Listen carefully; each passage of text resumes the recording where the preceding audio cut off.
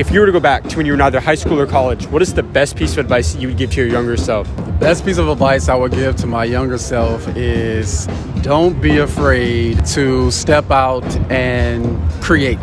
Because we are limited mostly by our self-perception and what people tell us we can't have and can't do. So I would say that would be the biggest piece of advice. I would push myself out there quicker.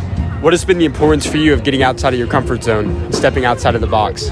For me to step outside of the box, it's my biggest, most liberating way of living my best life and living my fullest life, because I feel like I'm not a 9-to-5 person, and so I have so much inside of me that needed to come out. And I think stepping out, creating my own brand, my own belief systems, my own business, all of that is a part of me living my fullest life. It's a must-have. I must do it. And so you're an entrepreneur. Yes. What industry are you an entrepreneur? So first, artistically, I'm kind of like what you would call an artist/intellect.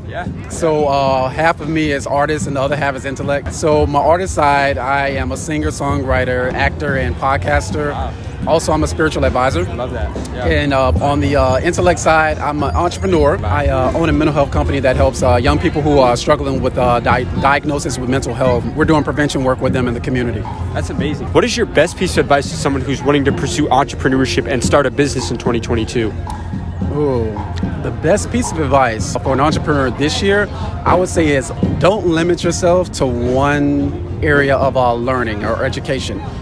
Try to grab as much information as you can from different sources, because I think that's really what's safe. It's not safe anymore to just limit yourself to one box. You have to go learn and educate yourself on finances and entrepreneurship and business and art and creativity, and you have to be really versatile with how you learn and how you develop your business and your brand. And so don't limit yourself. Learn as much as you can. Absolutely. From what you've seen in the business world, or from what you've seen like as an entrepreneur, whether it's a certain skill set or an attribute to possess, how can someone become wealthy in 2022? The first wealth is going to have to be you believing in yourself and you having that tenacity that says nothing is going to stop me.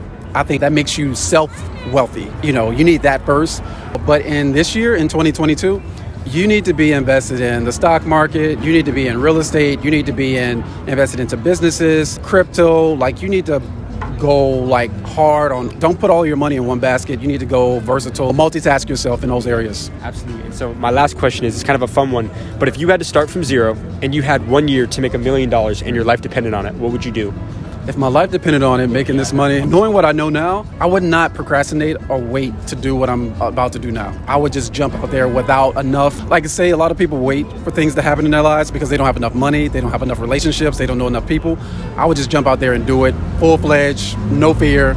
And if I failed and if I was successful, I was successful, but at least I tried. Do you think you'd start a business or something like that? What would you do exactly? For me personally, I would start a multimedia company and literally do TV, do film, do talk shows, do online content, do education. I would literally be a multimedia empire, literally. Absolutely. Yeah. And actually, I'm going to do one more question because these answers have been awesome. What is your best piece of advice to someone who's starting out in the real world today?